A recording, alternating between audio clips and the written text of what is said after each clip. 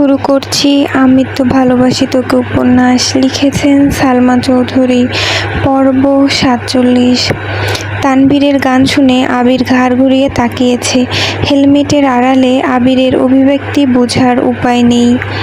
তবুও তানভীর গান বন্ধ করে দিয়েছে। ফাঁকা রাস্তা, নিরিবিলি পরিবেশ, দুপাশে সারি সারি গাছ। আবির অচমকা এক হাতে হেলমেট খুলে সাইডে রেখে গাইতে শুরু করলো। এসেছি তোকে নিয়ে ফিরবো বলে, মনেরই পথ চিনে আয় না চলে, তোর ছেড়ে জ্বর বুকে ছাড়ে না, পারছে তোকে ছাড়া না রে না। আবিরের কণ্ঠে গান শুনে তানভীর আশ্চর্য নয়নে তাকিয়ে আছে। তানভীরের বাইকের গতি কমে গেছে। তানভীর ভাবছিল আবির রাগ করবে, অথচ আবিরও গান গাইছে। তৎক্ষণাৎ তানভীর নিজের হেলমেটও খুলে ফেলেছে। বাইকের স্পিড বাড়িয়ে আবারও আবিরের সমান্তরালে গিয়ে আবিরের সমস্বরে গান ধরল। অনেকটা পথ দুভাই একের পর এক গান গাইতে গাইতে অবশেষে তানভীরের নানাবাড়ি পর্যন্ত চলে এসেছে। বাইকের শব্দে মেঘসহ বাকি কাজিনরাও বাড়ির ভেতর থেকে দৌড়ে বেরিয়ে এসেছে। তানভীরকে দেখেই মেঘ আহ্লাদি কণ্ঠে ডাকলো, ভাইয়া। আসছে এখন ঢং করতে। ৭ দিনে একবারও ভাইয়ের কথা মনে হয়নি, নিষ্ঠুর কোথাকার। মেঘ হেসে বলল, কেমন আছো ভাইয়া? আলহামদুলিল্লাহ ভালো। তুই কেমন আছিস? আলহামদুলিল্লাহ ভালো। তানভীর বাকি কাজিনদের সঙ্গে গল্প করতে করতে বাড়ির ভেতরে চলে গেছে। কাজিনদের পছন্দ মতো খাবার নিয়ে এসেছে তানভীর, সেগুলো সবাইকে দিচ্ছে। মেঘ মনের বিরুদ্ধে গিয়েও একবার পিছনে ফিরে দেখলো আবির আসছে কিনা। আবিরকে দেখতে না পেয়ে চিবুক নামিয়ে বাড়ির দিকে হাঁটতে শুরু করলো। আবির ভাইকে বলার পরও আসলো না। ভাবতেই মেঘের মন বিষণ্ণতায় ছেয়ে গেছে। একটু সামনে এগুতেই পুরুষালী কণ্ঠ ভেসে আসে, কেমন আছেন ম্যাম? সুপরিচিত প্রিয় কণ্ঠস্বর মস্তিষ্কের সঙ্গে সঙ্গে অষ্টাদশী হৃদয়কেও আন্দোলিত করেছে। মেঘ অকস্মাৎ পেছনে ফিরে তাকাতেই সরাসরি নজর পড়ে আবিরের মলিন মুখমণ্ডলে। নিজের প্রতি করা বেধক অবহেলা আবিরের চোখে মুখে লেপ্টে আছে। অষ্টাদশী নিষ্পলক চেয়ে থেকে খানিকক্ষণ পরখ করল আবিরকে। আবিরের পরিশ্রান্ত চেহারা দেখে অষ্টাদশীর বুকের ভেতর চিনচিন ব্যথা অনুভব হলো। হৃদয়ের ক্লেশ উপেক্ষা করে মেঘ মাথা নিচু করে নিরেট কণ্ঠে বলল, আলহামদুলিল্লাহ। কথাটা বলতে দেরি হয়েছে, অথচ মেঘের বাড়ির ভেতরে যেতে দেরি হয়নি। মেঘ ভেতরে চলে গেলেও আবির পূর্বের জায়গাতেই নিশ্চুপ দাঁড়িয়ে আছে। এই কয়েকদিনের এলোপাথারি চলাফেরা আবিরের কাদম্বিনীর চেহারার লাবণ্য অনেকটাই কমে এসেছে। দেখেই বোঝা যাচ্ছে অযত্নে কাটছে তার প্রেয়সীর দিন। নানু বাড়িতে বাধা দেওয়ার কেউ নেই। হালিমা খান বকা দিলে মামারা, খালামণি, নানু আহ্লাদে মেঘকে মাথায় তুলে রাখে। তাদের অতিরিক্ত আদরে এ কয়দিন খেয়ে না খেয়ে ছুটোছুটি করেছে। আবির চোখ বন্ধ করে সুদীর্ঘ নিঃশ্বাস ছেড়ে বাড়ির ভেতরে ঢুকলো। সবার সঙ্গে দেখা সাক্ষাৎ করে নানার রুমে গিয়ে বসলো। কিছুক্ষণের মধ্যেই মেঘের খালামণি আর 2 মামি নাস্তা নিয়ে এসেছে। আবির তানভীরের পছন্দ মতো পিঠা আরও অন্যান্য খাবার। হালিমা খান কয়েকবার এসে দেখে গেছেন। উনি ব্যাগ গুছানোতে ব্যস্ত। নাস্তা খেয়ে তানভীর, আবির আরও 2-3 জন কাজিন মিলে ঘুরতে গেছে। সবার নানু বাড়িতেই অপ্রকাশিত অনেক স্মৃতি জড়িয়ে থাকে। তানভীর আশেপাশে ঘুরছে। ছোটবেলার বন্ধুদের মধ্যে যারা বাড়িতে ছিল তাদের সঙ্গে গল্পগুজব করেছে। তারপর বাড়িতে এসে হাত মুখ ধুয়ে খেতে বসেছে। আবিরদের উদ্দেশ্যে 2 মামি মিলে এলাহি আয়োজন করেছেন। অবশ্য এত আয়োজনের পেছনে মেঘেরই হাত। ছোটবেলা আবির মেঘের নানু বাড়িতে আসছিল কিনা মেঘ জানে না। মেঘের কাছে মনে হচ্ছে এটাই আবিরের প্রথম আগমন। নানু বাড়িতে আবির ভাইয়ের খাবার দাবারের যেন কোনো রকম ত্রুটি না থাকে, তাই মেঘ নিজে সব লিস্ট করে দিয়েছে।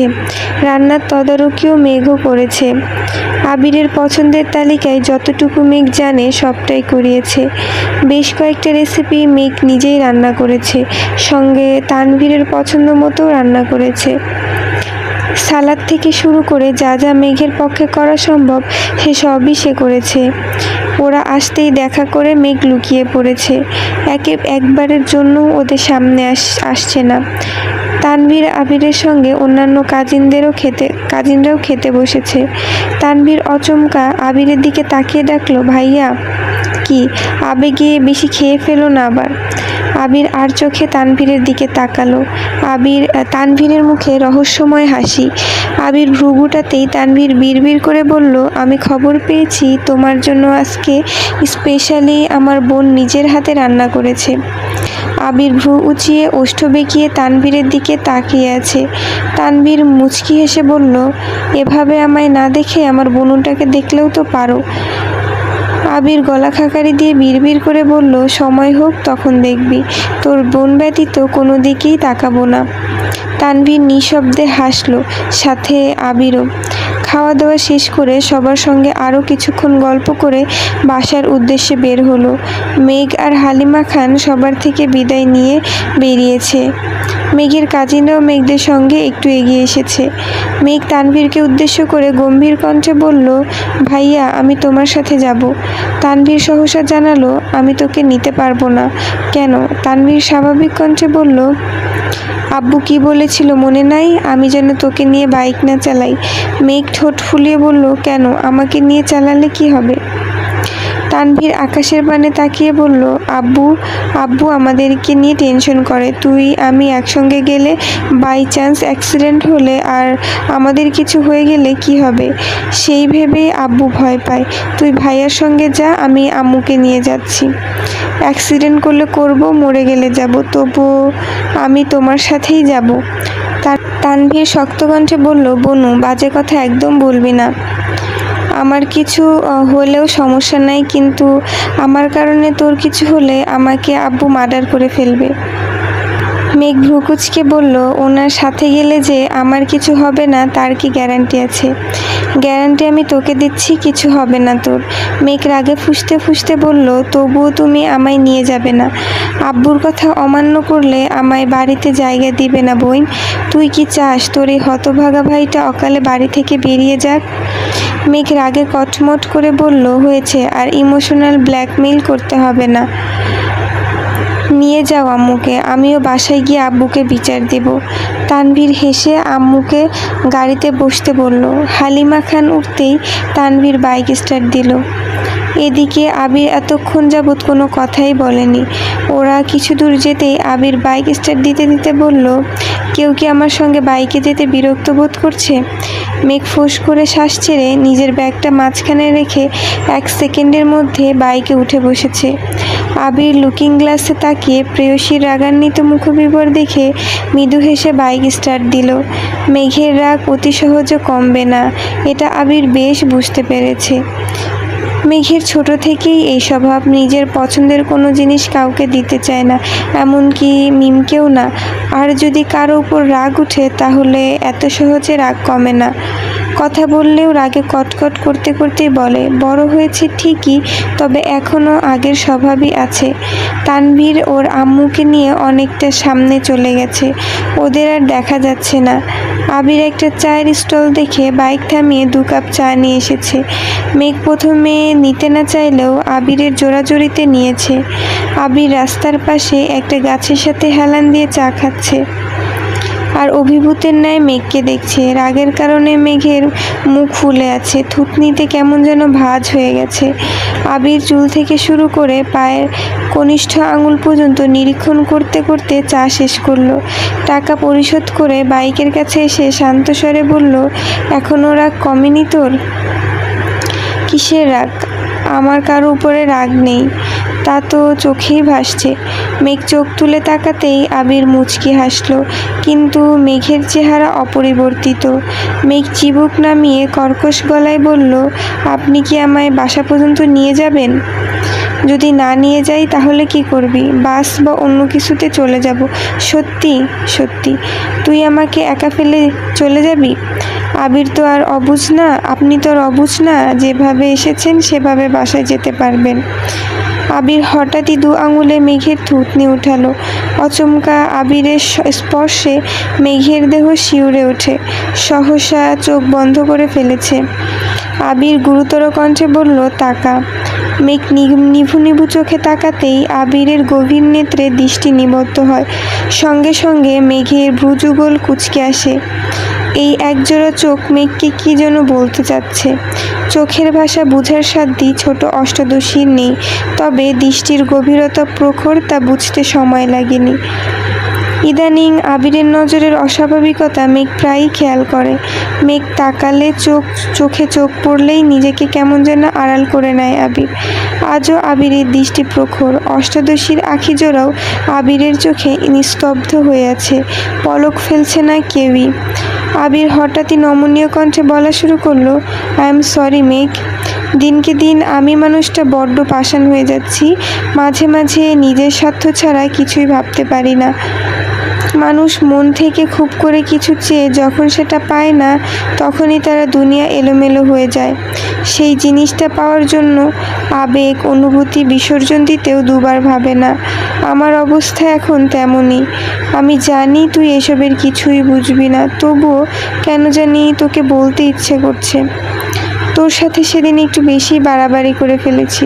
যদি সম্ভব হয় আমাকে ক্ষমা করে দিস। আমি তোর খারাপ চাই না কখনো, কিন্তু আমার ভালো চাওয়াগুলো কেমন যেন খারাপ হয়ে যায়। আবিরের প্রথম কথাগুলো শান্ত স্বরে হলেও শেষ কথাগুলো বলতে গিয়ে আবিরের গলা ভিজে আসছিল। এদিকে আবির ভাইয়ের স্পর্শ, শীতল কণ্ঠে বলা কথাগুলো অষ্টাদশী হৃদয়ের 7 দিন যাবৎ জ্বলজ্বল করা তীব্র অনলকে মুহূর্তেই নিভিয়ে দিয়েছে। আবিরের বলা প্রতিটা কথা অষ্টাদশীর হৃদয় স্পর্শ করেছে। আবির কোনো বিষয়ে আপসেট, এটা বুঝতে বাকি নেই মেঘের। আবির ভাই কিছু চেয়ে পাননি, এটা খুব স্পষ্ট। তবে কি চেয়েছিলেন তিনি? কেনই বা পাননি? সেই ক্ষোভ কেন মেঘের উপরে ঝাড়েন? সব প্রশ্নের উত্তরই অজানা। আবিরের চোখ লাল হয়ে যাচ্ছে, চোখে পানি জমতে শুরু করছে। আবির ঢোক গিলে মেঘের থুতনিতে রাখা নিজের আঙুল সরিয়ে অন্যদিকে তাকিয়ে ঠান্ডা কণ্ঠে বলল, আমি আসছি একটু। মেঘ স্তব্ধ হয়ে আছে। আবির কোথায় যেন গেছে। মেঘের মনের প্রশ্নটা ঘুরপাক খাচ্ছে। একবার ভাবছে জিজ্ঞেস করবে, আবার মনে হলো আবির ভাই কিছু বলার পাত্র নয়, জিজ্ঞেস করলেও আশানুরূপ উত্তর পাবে না। তাই অষ্টাদশীর মনের গহীনে উদিত প্রশ্নগুলোকে সেখানেই চাপা দিতে হয়েছে। তবে আবির ভাইয়ের একটা জিনিস বরাবরই অষ্টাদশীকে আকৃষ্ট করে। আবির যেমন রাগ দেখায়, একটা সময় পর মেঘকে নিজেই সরি বলে। তবে এবার অষ্টাদশীর মন এত সহজে গলবে না। আবিরের রাগ দেখাতে পারলে অষ্টাদশীও রাগ দেখাতে পারে, তবে সম্পূর্ণ অন্যভাবে। কিছুক্ষণ পর আবির এসেছে। ভেজা চুল ঝেড়ে হেলমেট পরে নিয়েছে। কথা না বলে বাইক স্টার্ট দিল। মেঘ পূর্বের ন্যায় বাইকে বসেছে। সম্পূর্ণ রাস্তা কেউ কোনো কথা বলল না। বাসায় এসেও যে যার মতো রুমে চলে গেছে। সময় চলছে নিজের মতো, সেই সাথে সবাই সবার মতোই দিন কাটাচ্ছে। নানু বাড়ি থেকে ঘুরে আসার পর থেকে মেঘ অনেকটা স্বাভাবিক হয়ে গেছে। আবিরের কথা ভেবে মন খারাপ করে ঘরে বসে থাকে না। মিম আদির সঙ্গে আড্ডা, ছাদের গাছগুলোর যত্ন নেওয়া, ভার্সিটি ক্লাস, বন্ধুদের সাথে গল্প, সব নিয়েই ব্যস্ত থাকে মেঘ। আবিরও নিজের কাজে ব্যস্ত। আলী আহমেদ খান কিছুদিন যাবৎ অফিসে যাচ্ছেন, তবে মিটিং থেকে শুরু করে বেশিরভাগ কাজ আবিরই করে। তাছাড়া মোজাম্মেল খান বাকি কাজ করেন। তানভীরও নিজের মতো ব্যস্ত হয়ে গেছে। আবির মেঘের সঙ্গে কথা বলতে চাইলেও মেঘ কোনো কথাই তেমন সাড়া দেয় না। বাড়ির বাকি সদস্যদের সঙ্গে আড্ডা দেওয়ার মাঝে আবির আসলেই মেঘ নিশ্চুপ হয়ে যায়। একটা কথায় মেঘের মাথায় সর্বক্ষণ ঘুরপাক খায়, আমি কখনো আবির ভাইয়ের বিরক্তির কারণ হব না। মেঘেদের সঙ্গে তামিম আর মিনহাজদের সম্পর্ক আগের থেকেও ভালো হয়েছে। তামিম বন্যাকে আর কোনো দিন উল্টাপাল্টা কথা বলবে না বলে প্রমিস করেছে। মিনহাজ দিন দিন মেঘের প্রতি একটু বেশি কেয়ার দেখায়। মেঘের যেসব ভালো না লাগলেও বন্ধু ভেবে তেমন কিছু বলে না, এসব বিষয় ইগনোর করে চলে। 2-3 দিন যাবৎ আবির খুব চেষ্টা করছে মেঘের সঙ্গে কথা বলার, কিন্তু কোনোভাবেই পারছে না। সবার সামনে তেমন কিছু বলতে পারে না। মেঘ রুমে থাকলেও দরজা বন্ধ করে রাখে। দরজায় ডাকলে মেঘ দরজা খুলবে কি না, বাড়ির মানুষ দেখলে কি ভাববে, এসব ভেবেই আবির কুলকিনারা পাচ্ছে না। এদিকে প্রেয়সীর রাগান্বিত মুখবিবর আবির আর সহ্য করতে পারছে না। কতদিন হয়ে গেছে আবির মেয়েটার মুখের হাসি দেখতে পারছে না। সর্বক্ষণ মেঘের দুশ্চিন্তায় থাকতে থাকতে কাজেও ঠিকমতো মনোযোগ দিতে পারে না। এক কাজ 2-3 বার করতে হয়। আজকে বিকেলে মিম, আদি, হালিমা খান, আকলিমা খান শপিংয়ে যাবেন। মেঘকেও বলেছিল, কিন্তু মেঘ যাবে না বলেছে। মালিহা খান অসুস্থতার কারণে ইচ্ছে করেই যাননি। আবির আজ 2টার দিকে অফিস থেকে বাসায় এসেছে। বিকেলের দিকে আবির রেডি হয়ে সিঁড়ি দিয়ে নামতে মেঘ তখন সোফায় বসে কার্টুন দেখছিল। ঘাড় ফিরিয়ে সিঁড়িতে আবিরকে দেখে টিভির সাউন্ড কমাতে লাগলো। আবির সোফার কাছে দাঁড়িয়ে গম্ভীর কণ্ঠে বলল, কার্টুন দেখা শেষ হলে একটু ছাদে যাস। মেঘ কপাল গুটিয়ে ধীর কণ্ঠে শুধালো, কেন? আবির পূর্বের ন্যায় ভারী কণ্ঠে উত্তর দিল, গেলেই বুঝবি। আবির বাসা থেকে বেরিয়ে গেছে। মেঘ আবিরের যাওয়ার দিকে কিছুক্ষণ তাকিয়ে রইল। পুনরায় কার্টুন দেখায় মনোযোগ দিল। মনের ভেতর খুঁতখুত করছে। আবির ভাই ছাদে যেতে বললেন কেন? একবার ভাবছে যাবে, আবার ভাবছে যাবে না। যার সঙ্গে আরি, তার কথায় ছাদে যাওয়ার কোনো মানে হয় না, কিন্তু অবুঝ মনকে মানাতে পারল না। 10-15 মিনিট পর টিভি বন্ধ করে ছাদের উদ্দেশ্যে রওনা দিল। ছাদের দরজায় একটা চিরকুটে লেখা, ওয়েলকাম। কপাল কুঁচকে দরজা থেকে চিরকুট তুলে হাতে নিয়ে দরজা খুলতেই আশ্চর্য বনে গেল। দৃষ্টির সীমানা জুড়ে বড় ছোট চিরকুটে ছড়াছড়ি, সাদা, হলুদ, লাল, গোলাপি, নীল। প্রতিটা চিরকুটেই লেখা, I am sorry Megh, please forgive me, sorry, I feel regret and guilt. এর মধ্যে অসংখ্য বাক্যের চিরকুটে সম্পূর্ণ ছাদের গাছের ডাল পাতা রঙিন হয়ে আছে। মেঘ গুটি গুটি পায়ে হেঁটে প্রতিটা চিরকুটে লেখা সাইনগুলো পড়ছে। নিজের অজান্তে অষ্টাদশীর ঠোঁটে হাসি ফুটছে। প্রায় 40 মিনিট যাবৎ অষ্টাদশী ছাদে হাঁটছে আর চিরকুট পড়ছে। সবগুলো চিরকুট পড়ে পড়ে নিজের হাতে জমা করছে। মেঘের মনের আকাশ জুড়ে শুধু একটা কথাই বিচরণ করছে, আপনি মানুষটা অত্যাধিক রহস্যময়। কৌশলে যেমন কষ্ট দেওয়ায় পটু, তেমনি নিপুণ দক্ষতায় সেই ক্লেশ দূরীকরণেও সক্ষম। মেঘ মুচকি হেসে বলল, তবে আপনার চড়ুইও কম না। আপনি সবসময় কৌশলে আমার মন ভালো করে দিলেও এবার আর আমার মন ভালো হচ্ছে না। আপনি আমার কোমল হৃদয়ে যে আঘাতটা করেছেন, তার জন্য একটু ভোগান্তি তো আপনাকে ভুগতেই হবে। মেঘ চিরকুটগুলো নিয়ে রুমে চলে গেছে। মনটা আজ খুব ভালো, কিন্তু সেটা আবির ভাইকে বোঝানো যাবে না। রাতে খাবার টেবিলে আবিরের সঙ্গে চোখাচোখি হতেই মেঘ গাল ফুলিয়ে চোখ নামিয়ে নিল। আবির কপাল গুটিয়ে মেঘকে কয়েক মুহূর্ত দেখল। এত কিছুর পরও মেয়েটার মুখে একটু হাসি ফুটল না। ভাবতেই আবিরের মাথায় ব্যথা অনুভব হচ্ছে। তাহলে কি মেঘ ছাদে যায়নি? আবির কোনো রকমে খাওয়া শেষ করে তাড়াতাড়ি ছাদে গেল। ছাদে একটা চিরকুটও নেই, তার মানে মেঘ ছাদে এসেছিল আর চিরকুট নিয়েও গিয়েছে। আবির তার কাদম্বিনী রাগ ভাঙাতে ব্যর্থ হয়েছে ভেবেই আকাশের ন্যায় কোমল দৃষ্টিতে তাকালো। হৃৎপিণ্ডটা অবিরাম কাঁপছে। মনের ভেতরে অজানা ভয় কাজ করছে। চোখ বন্ধ করতেই 9 বছর আগের স্মৃতি একের পর এক চোখের সামনে ভেসে আসছে। অচমকা ধপ করে ছাদের ফ্লোরেই বসে পড়েছে। কি হচ্ছে আর কি হবে তা ভেবেই ক্লান্ত হয়ে পড়ছে। আজ মার্চের 3 তারিখ, মেঘের জন্মদিন। অষ্টাদশীর আজ 19 বছরে পা দিয়েছে। বাড়ির পরিবেশ ঠান্ডা। এই বাড়িতে কখনোই জন্মদিন পালন করা হয় না।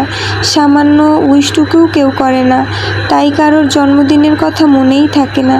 আবির গত রাতে দেরি করে বাসায় ফেরার কারণে সকালে ঘুম থেকে উঠতে পারেনি। আবির 12টার দিকে অফিসে যেতে চাইলে আলী আহমেদ খান অফিসে তেমন চাপ নেই বলে যেতে নিষেধ করেছেন। এজন্য আবির দুপুরের দিকে সোফায় বসে আদিকে পড়াচ্ছিল। কিছুক্ষণ পর মেঘ ভার্সিটি থেকে বাসায় এসেছে। ফ্রেশ হয়ে খেতে বসেছে। হঠাৎ দরজায় কলিং বেলের শব্দ হতেই আবির গিয়ে দরজা খুলে দিল। ডেলিভারি বয় জিজ্ঞেস করলেন, এখানে মাহাদিবা খান নামের কেউ আছেন? মেঘ খাবার বন্ধ করে দরজার দিকে তাকালো। আবির তীক্ষ্ণ দৃষ্টিতে তাকিয়ে প্রশ্ন করলো, কেন? ওনার নামে পার্সেল আছে। আবির গম্ভীর কণ্ঠে প্রশ্ন করলো, কোথা থেকে? সরি ভাইয়া, সেটা বলতে পারছি না। পার্সেলের কথা শুনে মেঘ তাড়াতাড়ি খাবার শেষ করে হাত ধুয়ে দৌড়ে এসেছে। উত্তেজিত কণ্ঠে বলল, আমি মাহাদিবা। ছেলেটা মেঘের সাইন নিয়ে পার্সেল দিয়ে চলে গেছে। মেঘ পার্সেল ঘুরিয়ে ফিরিয়ে দেখতে দেখতে চলে যাচ্ছে। আবির স্তব্ধ হয়ে গেছে। আবির দরজা বন্ধ করে সিঁড়ি পর্যন্ত আসতেই তানভীর নামছে। মেঘকে হাস্যোজ্জ্বল চেহারা দেখে আবিরের দিকে তাকিয়ে ছোট করে বলল, কি হয়েছে? আবির উত্তর না দিয়ে তানভীরকে পাশ কাটিয়ে মেঘের রুমে চলে গেছে। মেঘ টেবিলের উপর পার্সেল রেখে কাছে আনতে ড্রেসিং টেবিলের কাছে গেছে। আবির রুমে ঢুকে পার্সেল হাতে নিয়ে গম্ভীর কণ্ঠে প্রশ্ন করলো, পার্সেল কে পাঠাইছে? মেঘ হেসে উত্তর দিল, আমি কি করে বলবো? তাহলে পার্সেল পেয়ে এত খুশি কেন? গিফট পেলে সবাই খুশি হয়, সেটা যেই দিক না কেন। আমার আমার পার্সেল দিন। কে পাঠিয়েছে না বলে পার্সেল দিব না। আজব তো, আমি জানি না কে পাঠাইছে। তাহলে পার্সেল দেখার কোনো দরকার নেই বলেই আবির পার্সেল নিয়ে চলে গেছে। মেঘ আহাম্মকের মতো চেয়ে আছে। মনে মনে বিড়বিড় করে বলছে, নিজে সামান্য উইশও করবে না, আবার কেউ পার্সেল দিলে নিতেও দিবে না। এ কেমন মানুষ রে বাবা। আবির পার্সেল নিয়ে রুমে ছুঁড়ে ফেলে দিয়েছে। আবিরের মাথায় ঘুরপাক খাচ্ছে, হয়তো মিনহাজ গিফট পাঠিয়েছে। মেঘ কী করবে ভেবে না পেয়ে একে একে বন্যা, মিনহাজ, তামিম, মিষ্টি সবাইকে কল দিয়েছে। কেউ পার্সেল পাঠিয়েছে কিনা জিজ্ঞেস করেছে, কিন্তু কেউই কিছু জানে না। মিনহাজকে জিজ্ঞেস করায় মিনহাজ বলেছে, তোদের বাসার ঠিকানা জানলে আমি নিজেই পার্সেল নিয়ে হাজির হতাম। মেঘ প্রথমে ভেবেছিল বন্ধুদের মধ্যে কেউ পাঠিয়েছিল, কিন্তু ওদের কথা শুনে এখন মেঘ নিজেই চিন্তায় পড়ে গেছে। তবে কে দিল পার্সেল? দুপুরের পর আবির বাসা থেকে বেরিয়ে গেছে। কিছুক্ষণ পর তানভীর একটা ড্রেস মেঘকে দিয়ে বলল, এটা পরে রেডি হয়ে নে, তোকে নিয়ে বের হব। কেন? তানভীর মুচকি হেসে বলল, এমনি। মেঘও সঙ্গে সঙ্গে হাসলো। সবার মধ্যে তার ভাই যে তার জন্মদিন মনে রেখে ঘুরতে যাওয়ার জন্য বলেছে, সেই অনেক। মেঘ ঝটপট রেডি হয়ে বের হয়েছে। তানভীর ড্রয়িং রুমেই বসেছিল। হালিমা খানকে বলেই মেঘকে নিয়ে বের হচ্ছে। মেঘ তানভীর এর পিছু পিছু যেতে যেতে বলল, আজ দুজনে বাইকে গেলে কিছু হবে না? হতেও পারে, তার জন্যই গাড়ি নিয়ে যাব। মেঘ আবিরের দিকে তাকিয়ে নীরবে ভেঙচি কাটল। মেঘ ভেবেছিল তানভীরকে কথা শোনাবে, তা না হয়ে উল্টো নিজেই বোকা হয়ে গেছে। তানভীর মেঘকে নিয়ে সন্ধ্যার ঠিক আগে একটা রেস্টুরেন্টে ঢুকলো। রেস্টুরেন্টে পা দিতেই মেঘের চক্ষু ছানা ভরা হয়ে গেছে। সম্পূর্ণ রেস্টুরেন্টে বার্থডে জন্য সুন্দর করে সাজানো। তানভীর মুখে হাসি রেখে বলল, হ্যাপি বার্থডে বনু। মেঘ আহ্লাদি কণ্ঠে বলল, থ্যাংক ইউ ভাইয়া। মেঘ আশ্চর্য নয়নে তাকিয়ে দেখছে। কিছু ভাবার বা বলার আগেই আচমকা কেউ মেঘের দু চোখ চেপে ধরে। মেঘ সঙ্গে সঙ্গে হাত স্পর্শ করে উত্তেজিত কণ্ঠে বলল, বন্যা। হাত ছাড়তেই মেঘ পিছনে ঘুরে বন্যাকে জড়িয়ে ধরেছে। বন্যাও জড়িয়ে ধরে বলল, হ্যাপি বার্থডে বেবি। এবার মিনহাজ, তামিম, মিষ্টিরা সমস্বরে বলে উঠল, হ্যাপি বার্থডে মেঘ। মেঘ অবাক চোখে সবাইকে দেখছে। বারবার তাকাচ্ছে তানভীরের দিকে। তানভীরের ঠোঁটে হাসি। মেঘ কী বলবে কিছুই বুঝতে পারছে না। জীবনে প্রথমবার কেউ মেঘের জন্মদিন পালন করছে, তাও আবার এত জাঁকজমকভাবে। সবাই একে একে মেঘকে গিফট দিচ্ছে। মেঘ সেসব গিফট টেবিলের উপর রেখে দৌড়ে গেল তানভীরের দিকে। কোমল দৃষ্টিতে তাকিয়ে মোলায়েম কণ্ঠে বলল, এত কিছু করার কি দরকার ছিল? তানভীর মৃদুস্বরে বলল, এগুলো তো কিছুই না, একটু অপেক্ষা কর দেখবি। মেঘ তানভীরের দিকে অবাক দৃষ্টিতে চেয়ে আছে। 2-3 মিনিট পর প্রায় 30 জনের মতো পথশিশু রেস্টুরেন্টের ভেতর থেকে বেরিয়ে এসে একজোট হয়ে মেঘকে উইশ করল। মেঘ নিজের চোখে কোনো মতেই বিশ্বাস করতে পারছে না। তানভীর মেঘের মাথায় হাত বুলিয়ে বলল, আজ তোর জন্মদিন উপলক্ষে ওদের সবাইকে নিজের হাতে খাওয়াবি, পারবি না? মেঘের চোখ ছলছল করছে, কিছু বলার ভাষা হারিয়ে ফেলেছে। অকস্মাৎ ফুপ্পিকে দেখে মেঘের চোখ পানি ধরে রাখতে পারেনি। ফুপ্পি, আইরিনরা সবাই এসেছে। মেঘ ফুপ্পিকে জড়িয়ে ধরে কান্না করে দিয়েছে। প্রায় 10-15 মিনিট পর তানভীর শক্ত কণ্ঠে বলল, আর কতক্ষণ কাঁদবি? মেঘ চোখ মুছতে মুছতে তানভীরকে জিজ্ঞেস করলো, এত আয়োজন তুমি করেছো? তানভীর বিপুল চোখে তাকিয়ে বলল, আমার এত সামর্থ্য এখনো হয়নি বনু, এসব ভাইয়া করেছে। মেঘের হাসি মিলিয়ে গেছে, আশেপাশে চোখ বোলায়। আবিরের কোনো অস্তিত্ব না পেয়ে অন্ধকারে ছেয়ে গেছে মেঘের মুখ। উদ্বিগ্ন কণ্ঠে শুধায়, উনি কোথায়? জানি না, উনি আসবেন না, বোধ হয় না। মেঘ এবার তপ্ত স্বরে বলল, কেন? তুই নাকি ভাইয়ার উপর রেগে আছিস তাই? তাহলে এসব করেছেন কেন? তুই ভাইয়ার জন্মদিন করেছিলি, তাই ভাইয়াও তোর জন্মদিনের আয়োজন করেছে। মেঘ আশেপাশে তাকিয়ে গম্ভীর কণ্ঠে বলল, ওখানে আসতে বলো। তানভীর পকেট থেকে ফোন বের করে আবিরকে কল দিল। আসার কথা বলায় আবির শীতল কণ্ঠে বলল, তোরা কেক কেটে ফেল, আমি আসবো না। সাউন্ড বেশি থাকায় মেঘ পাশ থেকে আবিরের কথা শুনে ফেলেছে। হাত বাড়িয়ে তানভীরের থেকে ফোন নিয়ে মেঘ রাগী স্বরে বলল, আপনি না আসা পর্যন্ত আমি কেক কাটবো না। এবার আপনি ভাবুন আসবেন কি না। বলেই মেঘ কল কেটে দিয়েছে। মেঘ ফোঁস করে শ্বাস ছাড়ল। বন্যা হাঁ করে মেঘকে দেখছে যে আবির ভাইকে মেঘ বাঘের মতো ভয় পেত, আজ কি সুন্দরভাবে ওনার উপর অধিকার দেখাচ্ছেন। মিনহাজ, তামিম শুধু মুখ চাওয়াচাওয়ি করছে। তানভীরের সামনে মেঘ আলাদাভাবে কিছু বলার সাহস নেই ওদের। মেঘ আইরিনদের সঙ্গে গল্প করছে। বন্যাকেও ওদের সঙ্গে পরিচয় করিয়ে দিয়েছে। কিছুক্ষণ পর আবির এসেছে। কালো শার্ট, কালো প্যান্ট, ব্লেজার, বুকের উপর সানগ্লাস ঝুলানো। আবির ঢুকতেই সবার নজর পড়ে আবিরের দিকে। আবিরকে দেখেই মেঘের ঠোঁটে হাসি ফুটেছে। বন্যা, মিনহাজ, তামিমও হাঁ করে তাকিয়ে আছে আবিরের দিকে। মিষ্টিরা আবিরের গেটআপ দেখে ফিদা হয়ে গেছে। আবির আসার কিছুক্ষণের মধ্যেই কেক কাটা হয়েছে। ফুপ্পির থেকে শুরু করে আবির, তানভীর সহ যতজন পথশিশু ছিল সবাইকে মেঘ নিজের হাতে কেক খাইয়ে দিয়েছে। কেক কাটার পর্ব শেষ হতেই আবির পকেট থেকে একটা বক্স বের করে মেঘকে দিয়ে বলল, হ্যাপি বার্থডে মাই ডিয়ার স্প্যারাউ। মেঘ থ্যাংক ইউ বলে বক্স খুলতেই বিস্ময়কর দৃষ্টিতে আবিরের দিকে তাকায়। আবিরের নিরুদ্বেগ ভাব দেখে মেঘ একে একে সবার দিকে তাকাচ্ছে। বক্সে জ্বলজ্বল করছে ডায়মন্ডের আংটি। তা দেখে মেঘের হাত কাঁপছে। মেঘের ভাবভঙ্গি থেকে আবির থতমত কণ্ঠে বিড়বিড় করে বলল, আংটির দিকে এভাবে তাকিয়ে থাকিস না, তোর ফ্রেন্ডরা ভাববে জীবনেও ডায়মন্ড দেখিসনি। তাড়াতাড়ি আংটিটা পর, আমাকে আংটি পরাতে বাধ্য করিস না। আমি আংটি পরালে এখানে কাহিনী হয়ে যাবে। মেঘ এক পলক আবিরকে দেখে আস্তে করে গলা খাকারি দিয়ে টেবিলের উপর বক্স রেখে আংটিটা নিয়ে নিজেই নিজের অনামিকা আঙ্গুলে ঢুকালো। নিজের হাতের দিকে বিস্মিত চোখে তাকিয়ে আছে মেঘ। জীবনে প্রথমবার ডায়মন্ডের আংটি পরেছে হাতে। মেঘ খুশিতে ফুপ্পিসহ সবাইকে সেই আংটিটা দেখাচ্ছে। উপস্থিত প্রত্যেকের মুখে হাসি থাকলেও মিনহাজ আর তামিম নিস্তব্ধ হয়ে আছে। দুজন দুজনের দিকে তাকাচ্ছে, কিছুই বলতে পারছে না, শুধু চোখের ইশারা দিচ্ছে। সবটা যে আবিরের পরিকল্পনা তা বোঝার ক্ষমতাও তাদের নেই। মেঘের জন্মদিনে ছোটোখাটো সারপ্রাইজ দেবে এটা আগে থেকেই ভেবে রেখেছিল আবির, কিন্তু আজ মেঘের নামে পার্সেল আসার পর সেই চিন্তা মুহূর্তেই বদলে গেছে। বাসায় বসেই সব পরিকল্পনা করেছে। দুপুরের পরে মার্কেটে গিয়ে মেঘের জন্য ড্রেস কিনে তানভীরকে দিয়ে পাঠিয়েছে। তানভীরকে দিয়ে বন্যাকে কল দিয়ে ইনভাইট করেছে, সেই সঙ্গে বন্যাকে দায়িত্ব দিয়েছে মিনহাজদের বলার জন্য এবং অবশ্যই যেন সবাই আসে। বন্যাও তানভীরের কথা মতো সবাইকে বলেছে। ফুপ্পিদের আবিরই জানিয়েছে।